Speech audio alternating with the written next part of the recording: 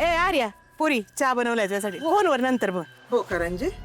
हा, ये ये बसून पी. हो ये.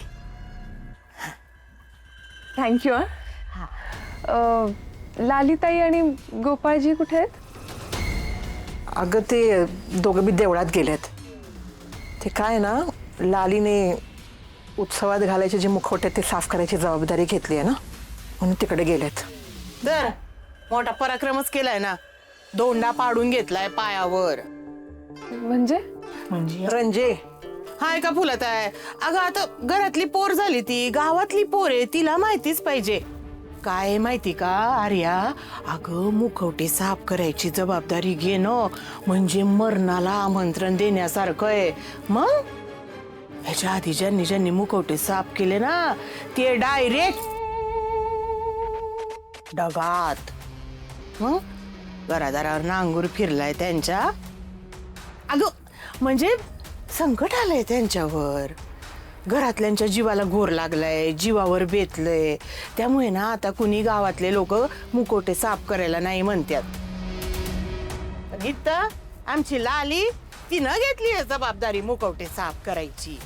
आता तू मला सांग, लालीच्या या कारनाम्यामुळं तिच्या आणि गोपाच्या जीवावर बेतलं तर केवढ्याला पडल. रंजे असं काही बी वंगाळ बोलू नगस ना. इथं आधीच माझा काळजीने जीव वर खाली व्हायला लागलाय. जे आहे ते सांगितलं फुलत आहे. गोपाळजींना काही होणार नाही ना? आई ऐक ना, हे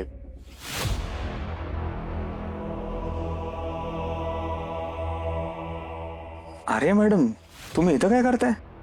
अरे जामकर साहेबांनी आणून सोडले तिला. तिच्या जीवाला धोका आहे ना, म्हणून ते इथंच ठेवून गेले तिला. आता ती दिवसभर आपल्याकडेच राहणार आहे. रंजनाजी हा. तिकडे आहे ना वाईज. काय रे? चल ना. हा आले आले. चहा पी. हो. काय गप्पा मारत होते तुझं? आणि काय रे, तू देवळात गेला होतास ना? होय, मी गेलो होतो, पण मला दुकानात पण काम आहेत ना. लालीची म्हणलं जावं दुकानात, पण दुकानाची चावी राहिली घरातच, म्हणून चावी नाही आलो तुम्ही. बर, आता आलायचंच ना, मग चहा घेऊनच जा, मी आणते बनवून. हा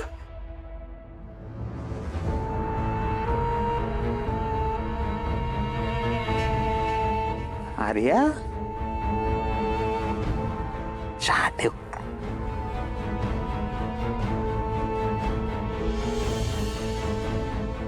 गोपाळजी पण काय करताय तुम्ही? गोपाळजी तुमच्या घरी आहे, आपण कोणीतरी येईल. नाही येणार. गोपाळजी, लालिताई आल्या तर? नाही येणार. ती आज रात्री देवळातच झोपणार आहे. का? हे सगळं विचारायची ही वेळ आहे का? मी इथे असताना आता कोणी खोलीत येणार नाही. गोपाळजी, हे बघा, आपण तुमच्या घरी आहोत. कोणी आपल्याला असं पाहिलं तर कसं वाटेल ते? आर्याजी, आपल्या दोघांव्यतिरिक्त तिसरं कोणी येणार नाही इकडे.